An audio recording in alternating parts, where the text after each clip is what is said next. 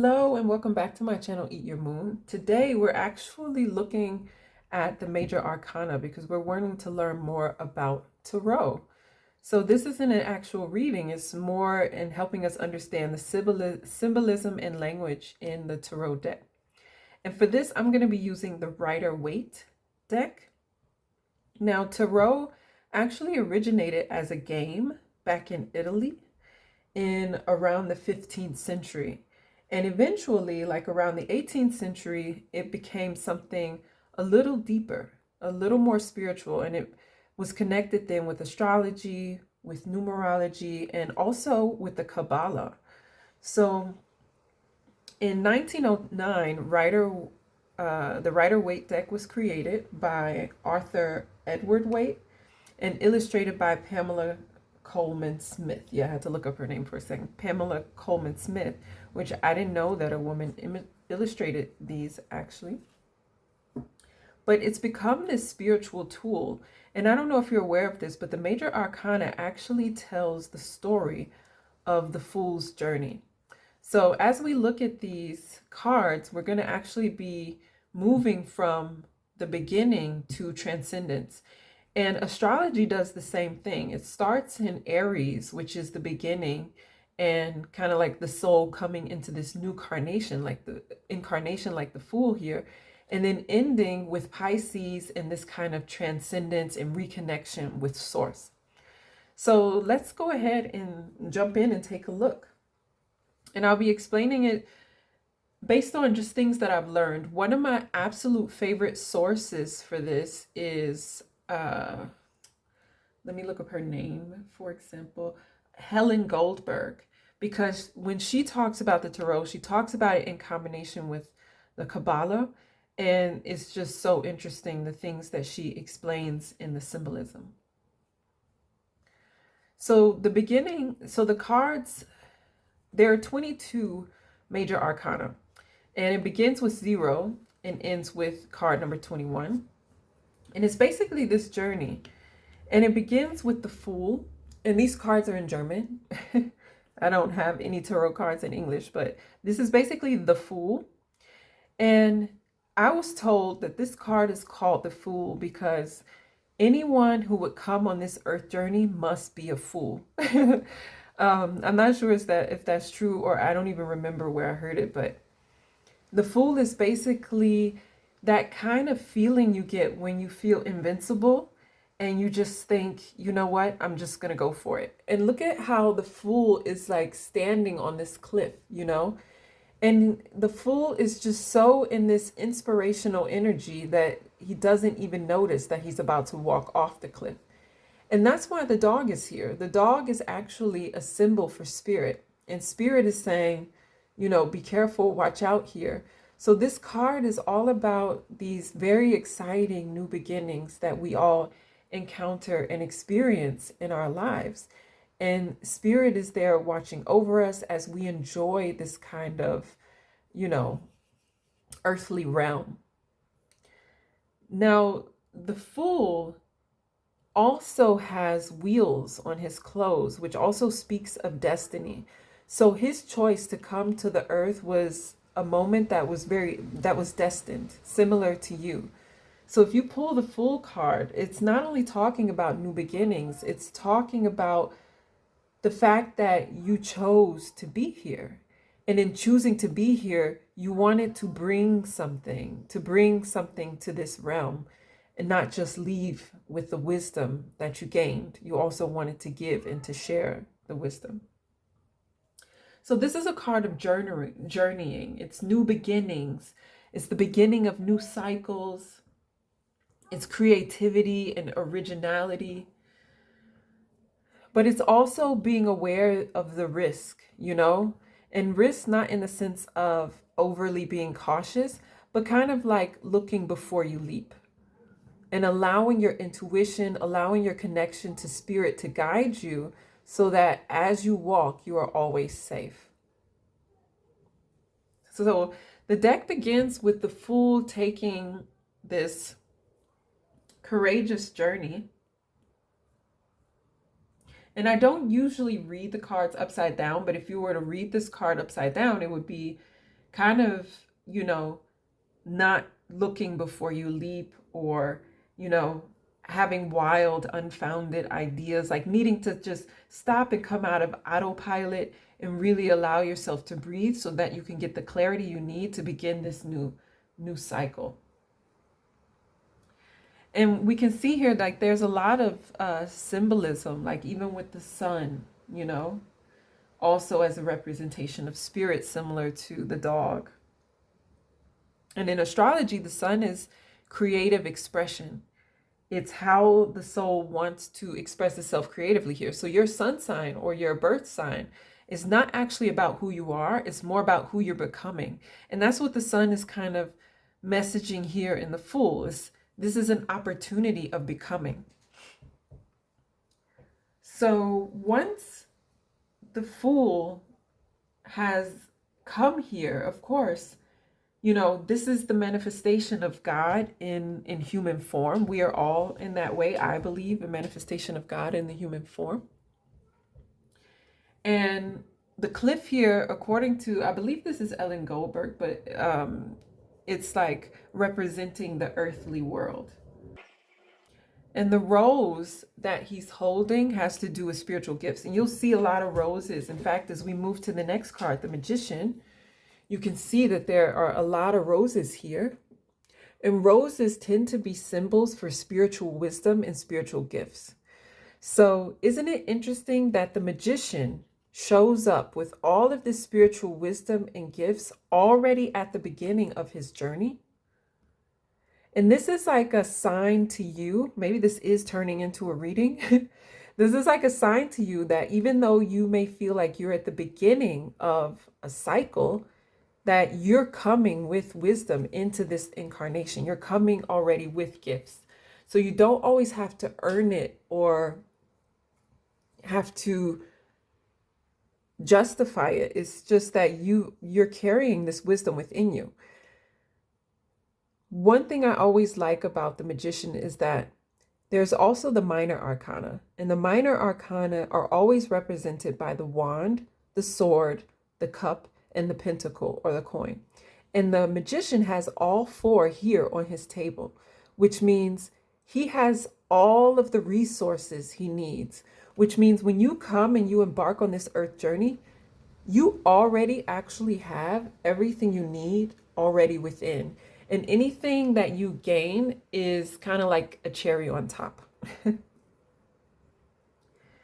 So the Magician is pointing above with his wand and pointing below with his finger. And this is a common, we see this quite common because it's basically representing as above, so below. It's like bringing the gifts and the message of spirit down to this earth plane.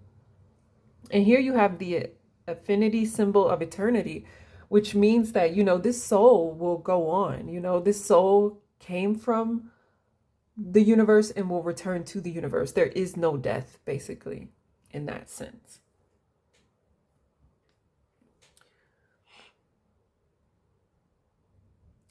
The table, Helen Goldberg explained, was more like a field of attention. Whatever you focus on, that is, you know, where energy will flow. I like to think about the fact that he has everything he needs already here within him. So this is the Magician. And the Magician is able to create and able to be creative. Now the Fool's journey moves on into the High Priestess. And the High Priestess, she carries wisdom, and her robe is like water, you know. And in astrology, water is the energy of emotion, it's the energy of intuition. So she's very deeply connected to the collective unconscious, to spirit, to receiving wisdom and information beyond what is immediately visible. So this card is not just about intuition, it's also about wisdom, because you have the pillars of Solomon here. And in the background, there is also water. And if I'm not mistaken, these kind of look like pomegranates, but to me, it's also a symbol of fertility. So this is the divine feminine. And here with this veil, she's often associated with Isis as well.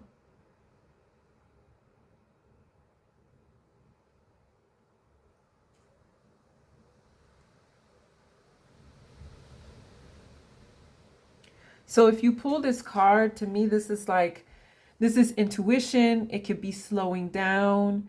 It could be patience, because the next card that comes is the Empress. And Empress, the Empress is very fertile. She's said to be pregnant in this card. You know, there's Venusian energy here with the symbol of Venus. Here you can see that they just harvested the wheat. So this is a card of abundance. It's a card of fertility. It's a card of things coming together, great creative opportunity. And this is coming right after a card that's connected to intuition and to patience. So sometimes on our journey, when we're rushing, it's like these symbolisms and mythologies are wanting to remind us that great things come with patience.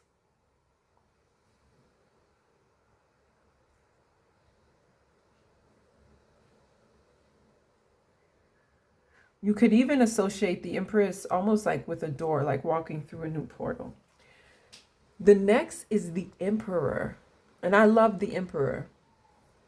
This is the 4. And in numerology, the 4 is an energy of establishing a strong foundation. And look at the Emperor. He's exuding strength, you know, in the way he's sitting. He's wearing red, which is associated with the root chakra, which has to do with, you know, survival, abundance, making sure that one has everything they need. He's got his armor on under his garments. You know, he's prepared.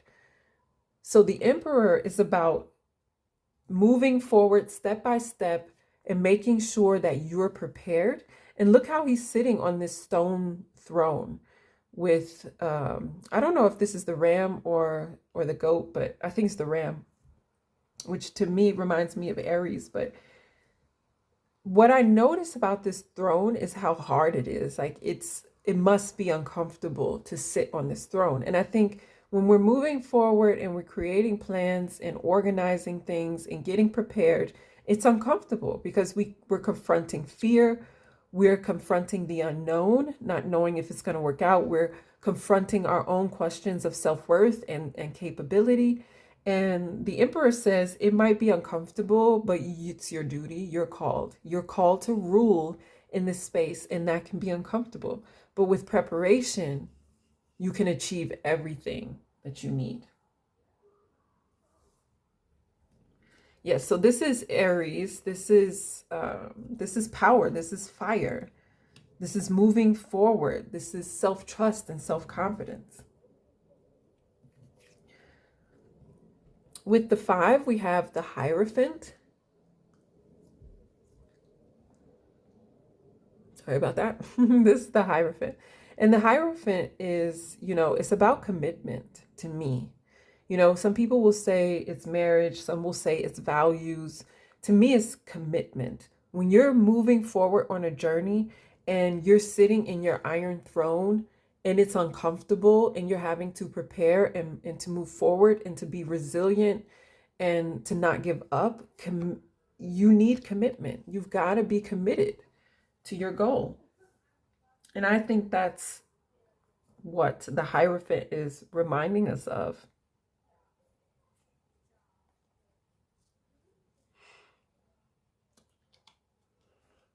So next we have the Lovers. And here, I believe this is Archangel Raphael. This is Eve and Adam. So even though it's called the Lovers, it's often associated with a card of choice. So when you pull this card, it's like there's a decision that needs to be made. And think about Adam and Eve. They had the choice whether to listen to the snake and bite the apple or listen to God and not eat from the tree of good and evil. And of course, they chose to bite the apple and were banished from the garden. And it's like we all have a choice in how our journey develops, and nothing needs to be a mistake. What it's all about is actually, did I learn from it? Did I grow from it? because of a lot of abundance still came in the lives of Adam and Eve. But this card is just really symbolizing the choices that need to be made. And in this marriage, this is, you know, the divine feminine coming together with the divine masculine. And there's that duality. And sometimes we need to make a choice to employ more of our feminine energy and come more into an energy of creativity and trust. And sometimes we need to more employ our masculine energy, which is like the emperor of, you know, getting organized, moving forward, making clear decisions. So this can be a card not only of love, but also making clear choices. It can also have to do with relationships between, you know, different people, different parts of who you are. It just depends on the reading. What I like to do when I'm reading is zero in on certain details. Like if this burning tree jumps out to me, then I'll just feel in that and just have a conversation with the person that I'm reading for. The angel here, Archangel Raphael, is just representing the superconscious mind as he guides, you know, Adam and Eve. And I love how in the symbology of the tarot, like there's always guidance. Even in the card of, you know, very beginning, the card of the Fool with spirit showing up twice, once with the sun, once with the dog. And even here, and we'll see this imagery again with the angel. It's like you're always guided and you can always ask for help. So even when you're pulling the Lovers, if you feel like there's a choice that needs to be made, you also know it's also about divine help. It's also about knowing that you can be guided and supported in making that choice if you so desire. The next is the Chariot. This is the card that is numerologically associated with my name. My first name is the 7. And the Chariot is about willpower. It's about moving forward on your goal. You've got the ancient Egyptian sphinxes here. And so this card is a lot about trust, moving forward. It reminds me actually of the Bhagavad Gita with Arjuna, when Arjuna's in his chariot with Krishna. And Arjuna is a part of, I believe, the Pandavas. Is a group of people, and they see another group of people, I forgot the name, starts with a K, but they were invading their land and territory. And so it was up to Arjuna to represent his people and to defend his territory. But when he went to go up against the people who were squatting on his land, he realized that they were partly also family members. And so when he had to go up against these people, he started to doubt. He's like, how can I hurt or harm people who I know so well? And so he has this long conversation with Krishna about Dharma, which is like your sacred duty. It's like your life purpose, what you've come here to do. So this card, to me personally, reminding me of the Bhagavad Gita, is about moving forward on your life purpose and soul mission. It's about taking your life into your own hands, having self-authority, self-leadership, and understanding that sometimes there'll be ups and there'll be downs. Like look at this imagery of this moon with a face, and there's this moon with a face. And sometimes I'm like, life is smiling. Look how this moon is smiling, and look how this one looks strained. The face looks strained. And I'm like, he's moving forward. He's not paying attention to whether, you know, this face is strained or this face is smiling. He's moving forward peacefully in his conviction. And to me, he looks just like the magician. Like, look at their faces. Oh, sorry. Look at their faces. They look very much alike. So this is the magician, but the magician is moving forward, taking action, moving forward on that life purpose and soul mission, not getting caught up in his emotions and feelings. And I don't feel like it. I don't want to. I'm scared. He's the end of the Bhagavad Gita when Arjuna is standing and more courageous than when he began. I feel like my camera is just a little too eager with the focus.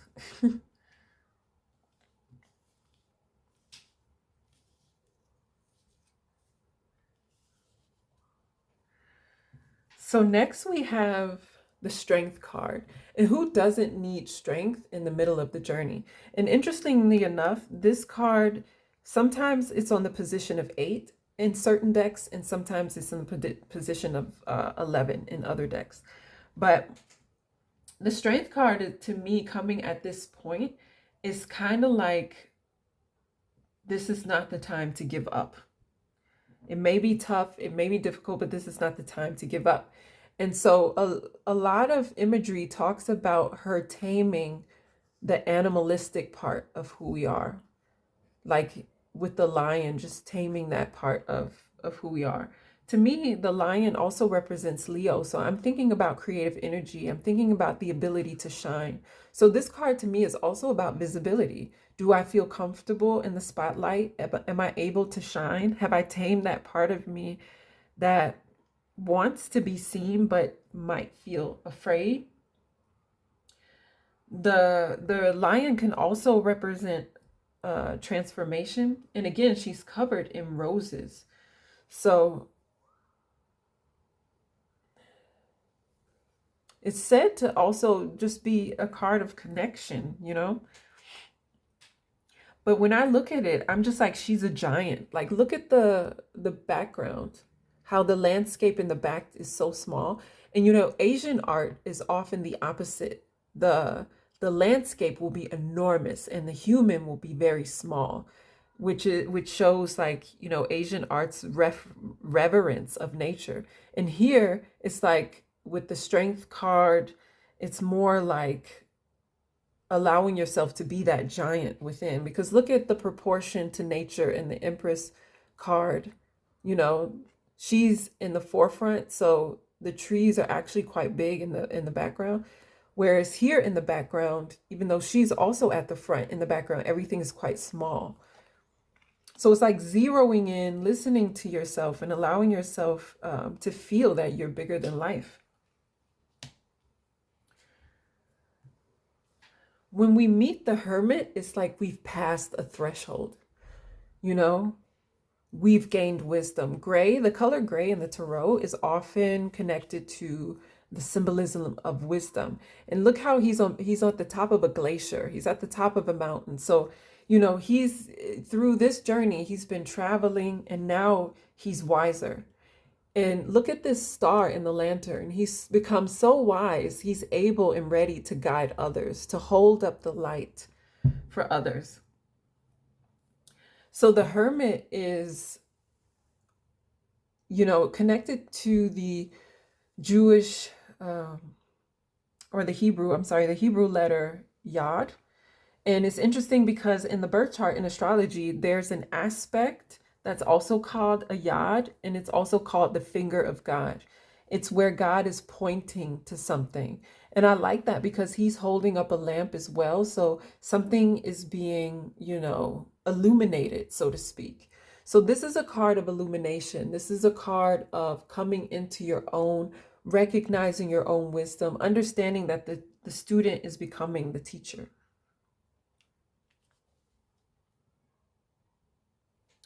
I think it's just really coming back to the gray with the wisdom. But I guess the thought that I'm having is he kind of reminds me of Gandalf. Like Merlin or Gandalf, these very old wise wizards that spend centuries in old libraries, like reading about not just the histories, but about the mysticism and theologies, and just gathering all of this wisdom. And then as soon as they meet the hero they're meant to activate, they pour all of this wisdom into that hero, into that hero's journey. That's what the Hermit reminds me of. So some say it's a card of pulling back. You know, it's a card of pulling back and gaining your inner wisdom. To me, it's also about just recognizing how far you've come and understanding that on this journey, you've gained an incredible amount of wisdom, and not being afraid to explore, to be the seeker, to be the wizard who takes in information and then decides to help others and guide them on their journey. And remember, Gandalf and Merlin, they don't really guide with a heavy hand. they actually just kind of protect, just make sure the hero doesn't do anything too stupid, you know? Like with King Arthur, Merlin was in charge of King Arthur's education. But King Arthur's education, before King Arthur knew that he was King Arthur, he was called Wart and thought that he was just kind of an orphan. And Merlin sent him on all kinds of adventures. You know, he became a bird. He learned a lot about the animal kingdom. So if you're looking to guide people in some capacity, whether as a Reiki teacher, Reiki practitioner, whether as a card reader, or maybe you read birth charts or things like that, it's all about being present as people go on their own adventures and journeys. It's not about solving everything for people. Yeah. So now we move to one of my favorite cards, the Wheel of Fortune. And this has really a lot of very strong symbolism in the wheel. The wheel is representing like different words. And then you also have, you know, the animals here, the Sphinx. You've got the snake, you've got Anubis. You've got the eagle, the angel, the bull, the lion. And these are actually, you know, Aquarius, Scorpio, Leo, Taurus, you know, so this symbology is very deeply connected to astrology. And to me, this card is all about destiny, about things coming together in the way that they're meant to come together. And isn't it interesting that this card comes at the midpoint? So some people, when they say, oh, I'll start as soon as XYZ happens, then I'll start. It all begins with trust. It all begins with a bit of foolishness, you know, like being crazy enough to take that risk. It doesn't begin with everything already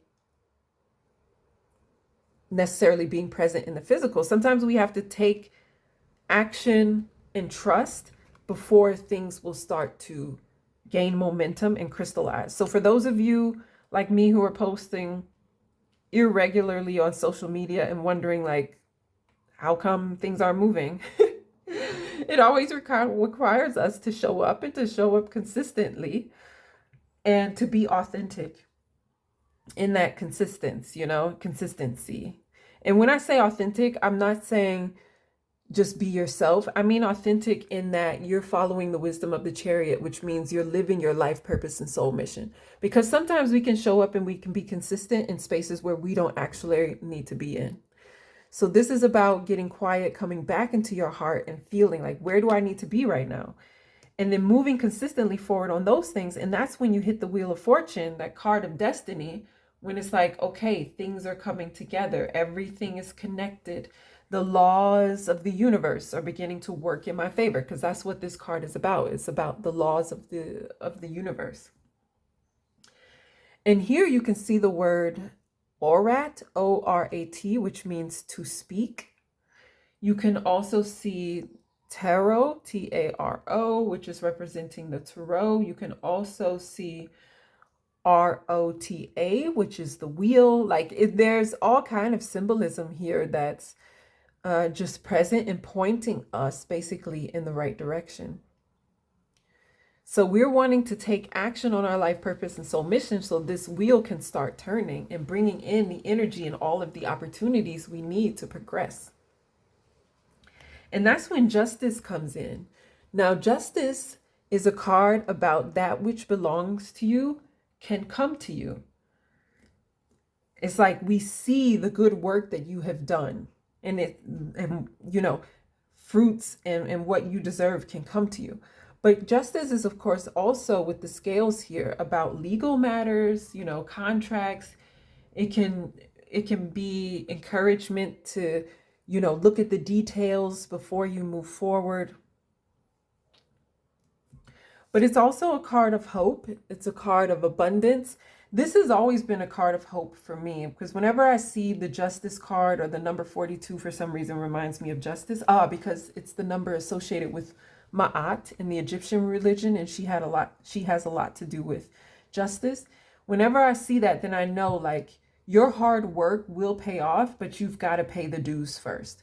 It's like you can't be a part of this club if you're not willing to pay the dues first. And that's pretty much what the justice card is saying. It's like with the sword, letting go of what doesn't serve and allowing yourself to focus on what is important and what is present. Look here, we have the gray pillars. And remember, the color gray, sorry about that. The color of gray is about wisdom. So this is a card of wisdom. Again, it's using the sword to cut away what's not serving so that there's space for what really belongs to you. And when we're talking about manifestation, there's always important is the energy of certainty. There must be certainty that things will work out. And that's also connected to this hope energy in the card of the justice card. And she looks female to me. But justice, liberty, these are often symbols that are female. Here we have the hanged man. And here we have a hanged man who's upside down. And whenever I see the hanged man, I always, of course, think of not being able to move and stagnant. But I think it's a card of pause, taking yourself out of autopilot and giving yourself a new perspective. And that by seeing things from a different perspective, you can actually gain wisdom and enlightenment. And here the background is gray. So again, there's this symbolism of wisdom.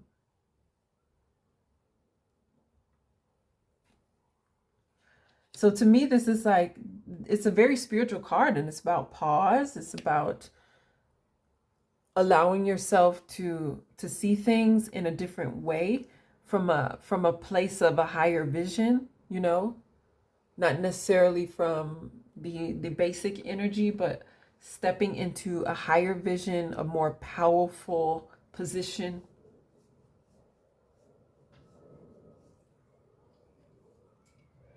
And I think this is also a card of surrender, like just understanding that it's not up to you completely. The divine is there, and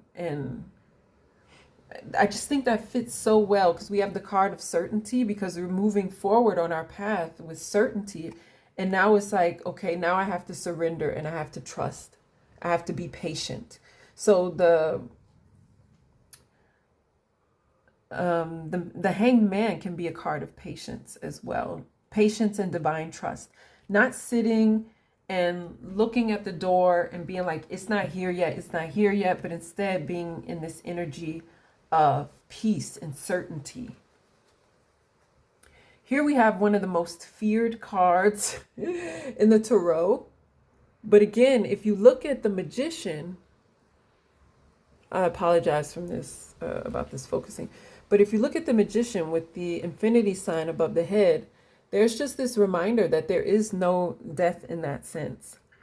We all continue on.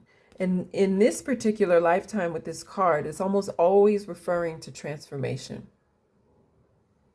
Something that no longer is serving is being let go of now.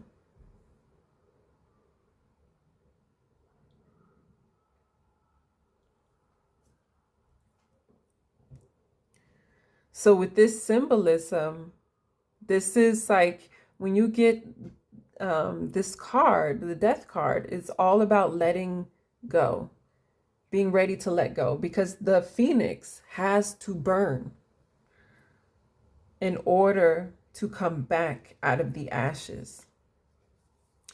And that's, whether you know it or not, the symbolism of the eagle in the Wheel of Fortune, because in astrology, as someone who reads birth charts professionally and actually learned it, it begins, the sign Scorpio begins in the lower vibration as the scorpion. Then the scorpion goes through a transformation. And like the phoenix, it burns and then it rises as the eagle. So that's why you have an eagle here representing Scorpio, because the eagle is actually the higher vibration of the Scorpio energy. And that's what's happening with the death card, is the scorpion is dying and transforming into the eagle. So whenever you get this card, this is about letting go of a lower energy so that you can rise up to that next level in the higher energy.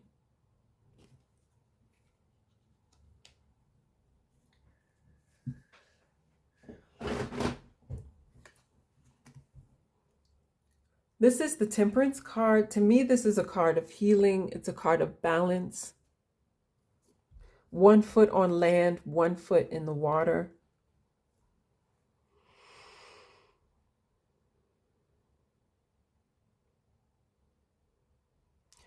I believe this is a card of wholeness. It's about returning to nature and allowing yourself to be nourished.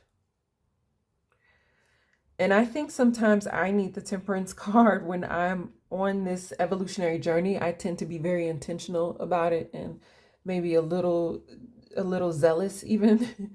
And then you have the card of Temperance that shows up along the journey and says, you know, slow and steady wins the race. Everything does not have to be at once.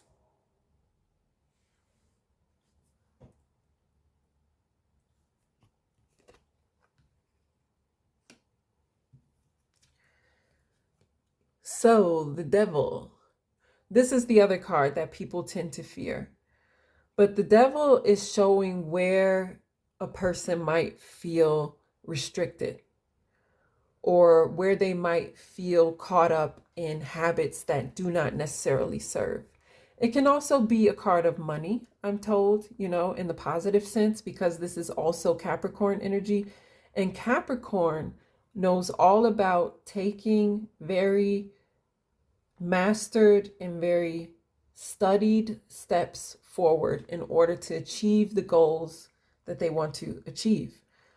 That is the becoming for the Capricorn sun, and also just kind of the energy of Capricorn itself.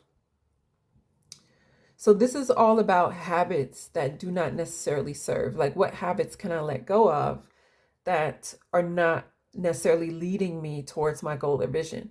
And so when I see this card, there's an opportunity to reflect and to say, each time a person is taking, or, you know, whoever's being read for, each time they're taking an action, to say, is this bringing me closer to my vision and understanding of who I am and to my goal, or is it taking me farther away?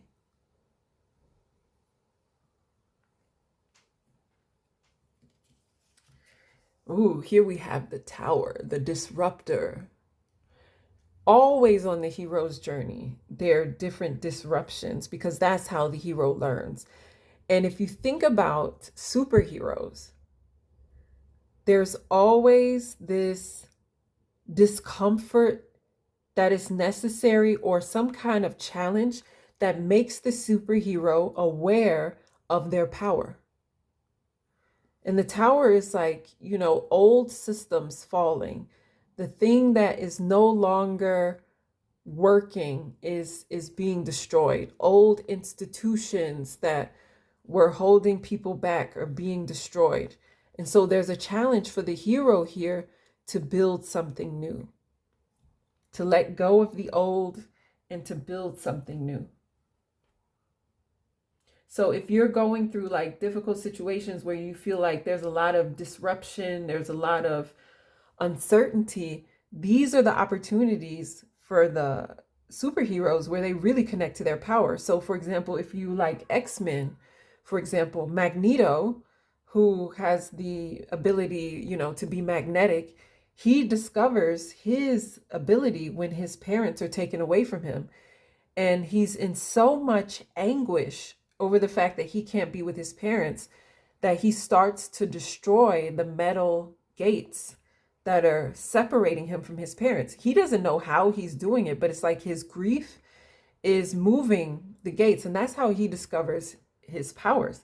So sometimes, at least in the movie, but and I actually used to watch the cartoons, the X-Men cartoons all the time, but I just love superheroes because they just remind us sometimes it's in the difficulty and in the really uncomfortable moments that we actually discover like our own electricity, that we are actually able to discover, harness, and use our gifts. Here we come to one of my favorite cards. And maybe you've noticed that some of them are covered up because of the YouTube rules, but this is the Star card.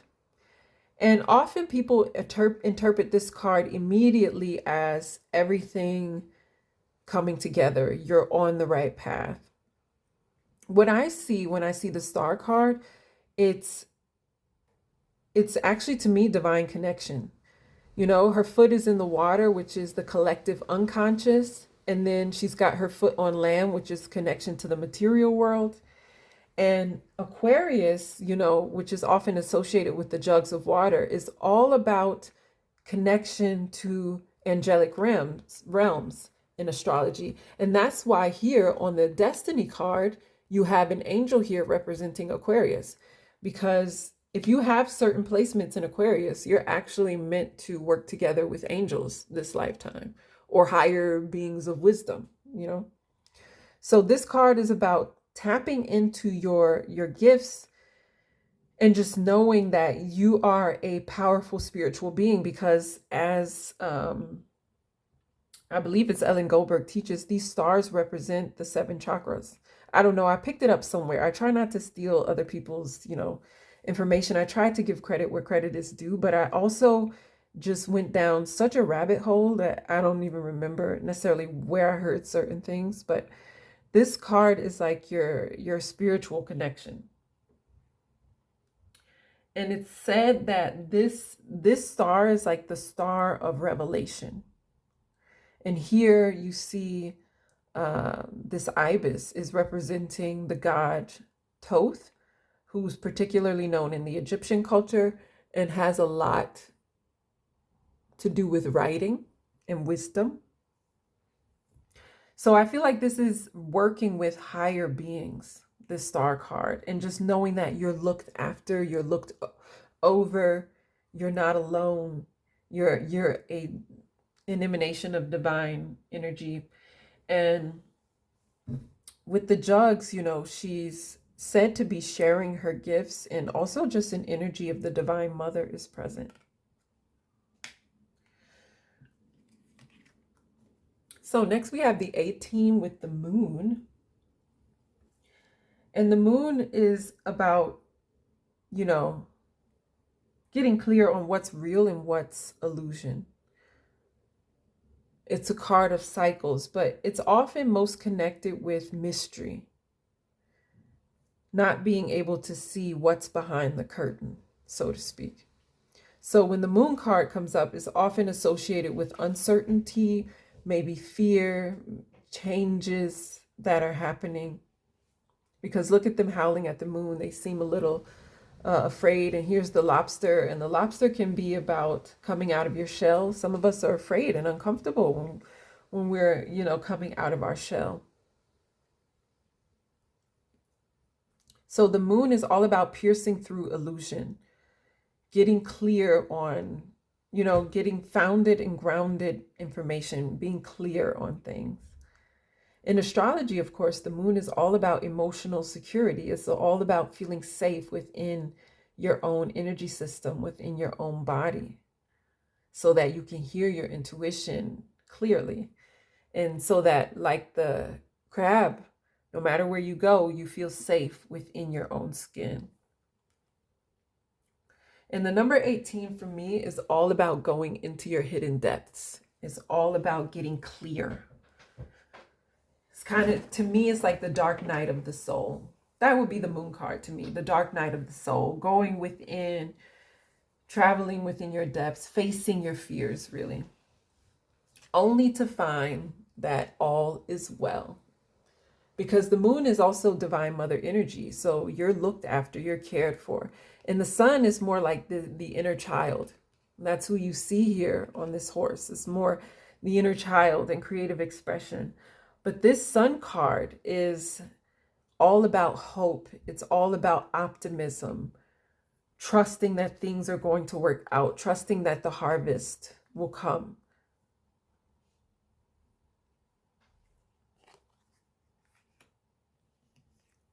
This is the Judgment card, and because it's covered up, you can't necessarily see, but these are people being, here again, we have the angel image. The angel, and people are being called to resurrect, to come out of death back into life. So when you get this card, it can be a message of resurrection. It can be a message of people being called back to life.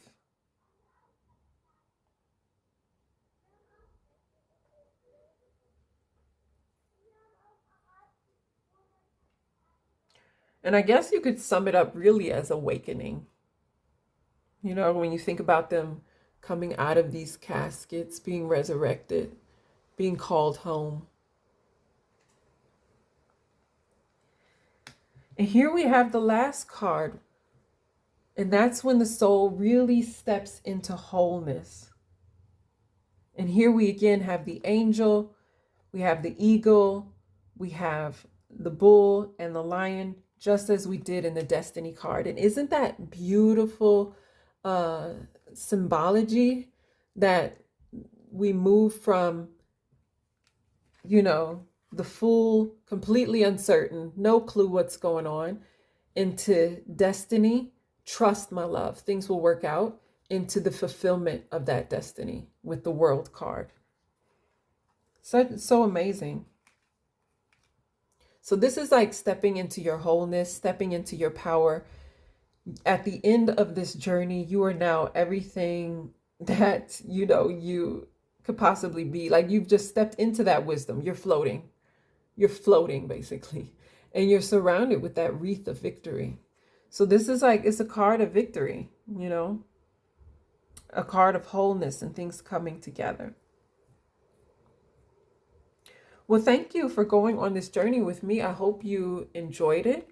And while I, you know, just learn this more through a hobby, I just do enjoy sharing it. And if you like more content like this, then let me know. I'm more than happy to share all the different things that I've learned on my journey. Also, if you want more content that incorporates mythology and the hero's journey, which helps us understand ourselves better, then just let me know, because I love these things. So I'm sending so much love, and I look forward to seeing you in one of the readings. Check out the Eat Your Moon Tarot playlist, and you can find different readings that are supportive to you and to your hero's journey. Much love.